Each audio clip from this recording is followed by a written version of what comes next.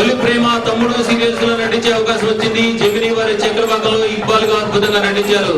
Iqbal చనిపోవడాన్ని TV ప్రేక్షకులు జీర్ణించుకోలేకపోయారంటే అతను ఎంత గొప్ప నటుడో అర్థమవుతుంది. తర్వాత మొగలి రేపులతో పాటు 9 సీరియల్స్ 20 సినిమాలు చేశారు. ప్రస్తుతం మా టీవీలో నంబర్ 1 గా కొనసాగుతున్న అష్టాచమ్మాలో నటిస్తున్నారు. వెండి తెర మీద బుల్లి తెర మీద కూడా మంచి పాత్రలు పోషిస్తూ ఇప్పటికే ఉన్నత శిఖరాలను చేరుకోవడం సెల్వరాజు ప్రతిభకు నిలువెత్తు దర్పణం. Gemini Srinivas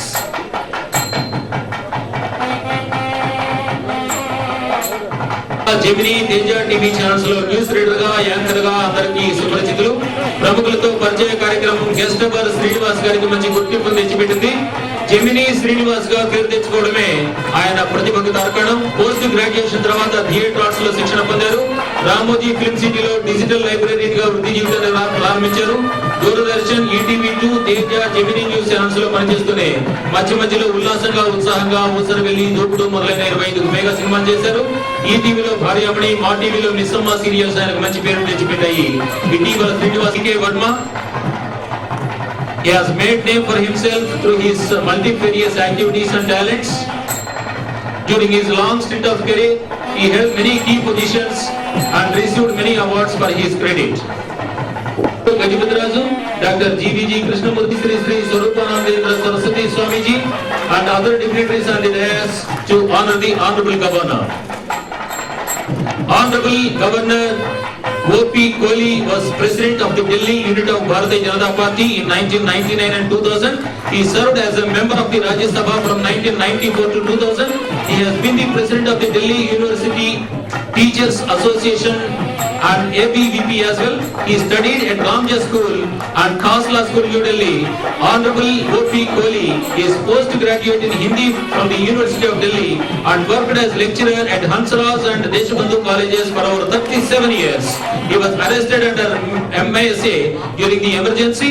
Honorable O.P. Kohli is an author and has written 3 books in Hindi, namely Rashtriya Suraksha. Vijayanagar నుంచి 7 సార్లు శాసనసభకు, ఒకసారి పార్లమెంటుకు ఎన్నికైన సీనియర్ రాజకీయ నాయకులు, పుస్తపాటి రాజవంశ వారసులు శ్రీ అశోక్ గజపతిరాజు గారు.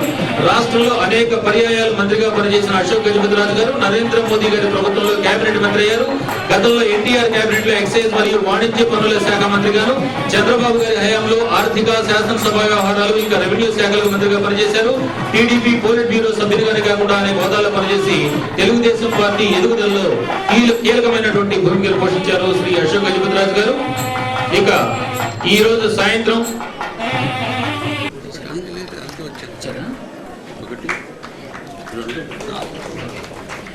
అనురాగ్ కులకర్ణి అభ్యుదయ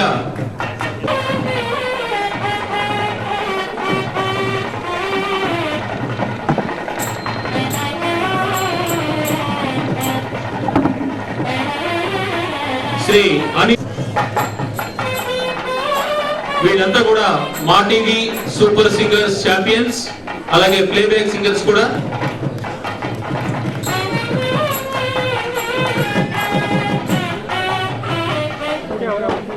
లిటిల్ మ్యూజిషియన్లు అనిరుద్ సుస్వరం,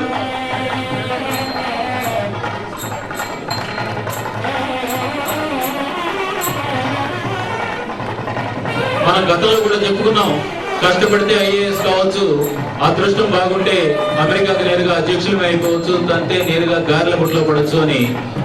కానీ ఒక సంగీత విద్వాంసులు కావాలంటే మాత్రం నిస్సందేహంగా పూర్వజన్మ సుకృతం ఉండాలి.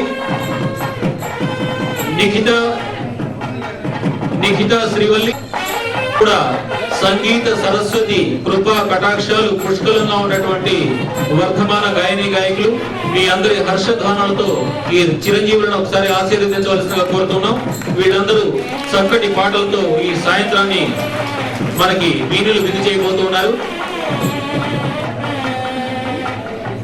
సల్లా ప్రకాష్,